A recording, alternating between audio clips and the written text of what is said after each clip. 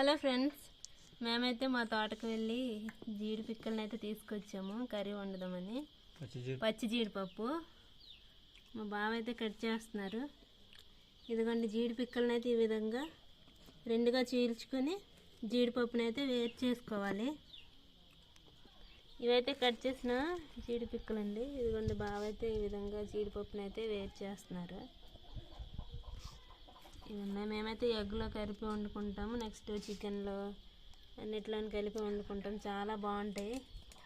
టమాటా వేసి కూడా వండుకుంటాం, చాలా బాగుంటాయండి. ఇప్పుడు ఇవి ఉన్నాయి కదా, పైనుండే తొక్క మొత్తం అదే పొట్టు మొత్తం ఊడిపోవాలంటే వేడి నీరుతో ఉడకబెట్టేస్తే పైనుండే తొక్క చాలా ఈజీగా వచ్చేస్తుంది. చూసారు కదా ఫ్రెండ్స్, ఈ చిన్న వీడియో మీకు ఏమనిపిస్తుందో కామెంట్ చేయండి. ఇట్లాంటి మరిన్ని వీడియోస్ కోసం మన మీ విద్యా బ్లాగ్స్ అని యూట్యూబ్ ఛానల్ సబ్స్క్రైబ్ చేయండి. Thank you for watching.